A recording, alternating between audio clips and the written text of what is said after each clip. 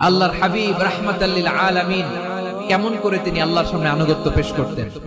আম্মা জান আয়েশা রাদিয়াল্লাহু তাআলা আনহা বলেন, কানা ইয়াকুমু মিনাল লাইলি হাত্তা তাতাফাত্তারা কদামা।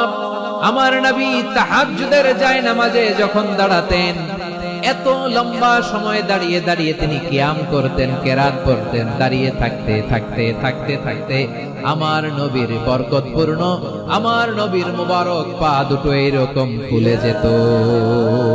আমার নবীর পা গুলো ফুলে যেত দাঁড়িয়ে থাকতে থাকতে। বিষ্ণু ইসলামের পা ফুলে যেত। আম্মা জান আয়েশা এটা খেয়াল করতেন। খেয়াল করে বলতেন, ইয়া রাসূলুল্লাহ ক্বাদ গাফারাল্লাহু লাকা মা তাকদ্দামা মিন যামবিকা ওয়া মা তাআখার। ও নবী, নিজের দেহের উপর কেন এত কষ্ট দেন? কেন রাত জেগে এরকম তাহাজ্জুদের জায়নামাজে দাঁড়িয়ে থাকতে থাকতে পা দুটো আপনার ফুলে যায়? কেন কষ্ট করেন? আল্লাহ কি বলে নাই, ও নবী আপনার আগের গুনাহ মাফ, পরের গুনাহ মাফ? আসলে বিশ্ব নবীর কোনো গুনাহই নাই। নবীরা মাসুম হয়, নিষ্পাপ হয়। তারপরে বিশ্ব নবীর মর্যাদা, স্ট্যাটাস বোঝানোর জন্য আল্লাহ বলেন, নবী আপনার আগের পরের সব গুনাহ আমি আল্লাহ মাফ করে দিলাম। আম্মা জান আয়েশা বলেন, ও নবী, আগের গুনাহ মাফ, পরের গুনাহ মাফ, আপনি মাসুম, নিষ্পাপ, তারপরে তাহাজ্জুদের জায়নামাজে কেন এত কষ্ট করেন? বিশ্বনবী জবাবে বলেন, আফালা উহিব্বু আন আকুনা আবেদান শাকুরা। ও আয়েশা, আমি কি শুকরগুজার বান্দা হব না? আমি কি শুকরগুজার হব না? আল্লাহ আমার সব মাফ করে দিয়েছে, ঠিক আছে, আমার গুনাহ নাই, ঠিক আছে, কিন্তু আল্লাহর নাজ নেয়ামত ছাড়া তো এক মুহূর্ত আমার পক্ষে বেঁচে থাকা সম্ভব না। সে আল্লাহর নেয়ামতের শুকরিয়া হিসাবে আমার কি শুকরগুজার হওয়া উচিত না? আফালা উহিব্বু আন আকুনা আবদান শাকুরা। আমি কি শুকরগুজার বান্দা হব না? ও আমার ভাইয়েরা, বিশ্বনবী ঠিক এমন ভাবে আনুগত্যের নমুনা দেখাতেন। এখানেই শেষ নয়। আম্মা জান আয়েশা বলেন, তাহাজ্জুদের জায়নামাজে দাঁড়িয়ে থাকতে থাকতে ফালাম ইয়াজাল ইয়াবকি হাত্তা বাল্লা লিহিয়াতাহু। আমার নবী কেরাত পড়তে পড়তে কাঁদতে কাঁদতে দাড়ি বেয়ে বেয়ে ওনার পানি ঝরতো।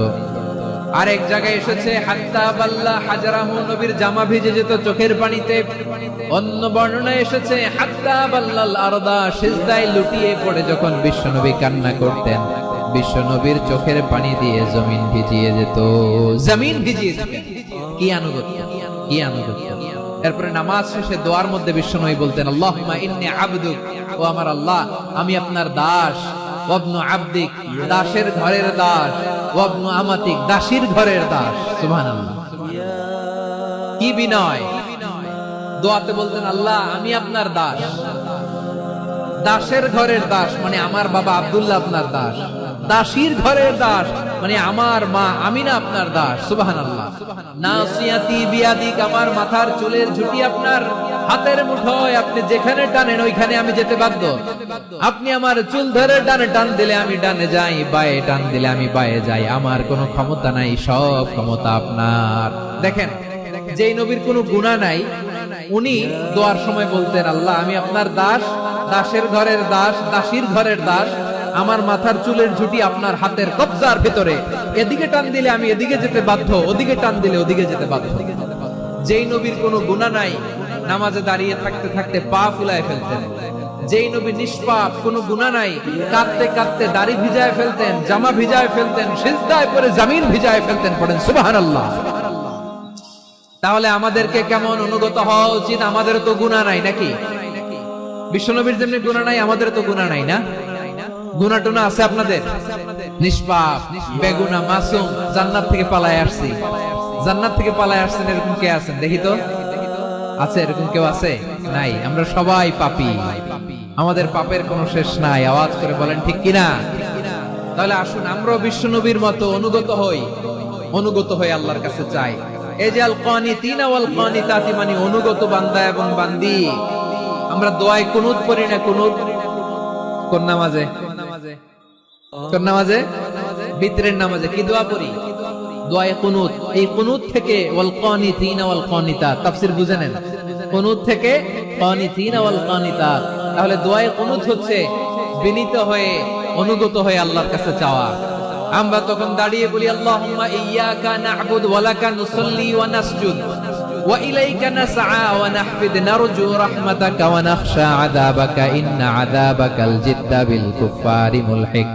আল্লাহ আপনার কাছে চাই, আপনার কাছে প্রার্থনা করি, আপনার আযাবকে ভয় করি, আপনি ছাড়া আমাদের বাঁচাবার কেউ নাই। কুনুতের মধ্যে আমরা এই দোয়া করি কি করি না?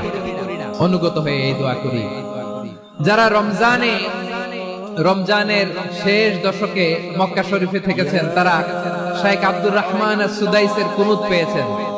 যারা পেয়েছেন অথবা কেউ টিভিতে ভিডিওতে দেখেছেন, শাইখ আব্দুর রহমান আস-সুদাইস 27-এর আলোচনায় 45 মিনিট থেকে 1 ঘন্টা দোয়ায় কুনুত করে। কতক্ষণ? আল্লাহুম্মা হদিনা ফিমান হাদাইত ওয়া আফিনা ফিমান আফাইত ওয়া তাওয়াল্লানা ফিমান তাওয়াল্লাইত ওয়া বারিক লানা ফিমা আ'তাইত ওয়া কিনা ওয়াসরিফ আন্না বিরহমাতিকা শাররা মা কাদাইত ফাইন্নাকা তাকদি বিল হাক্কি ওয়া লা ইয়াকদা আলাইক।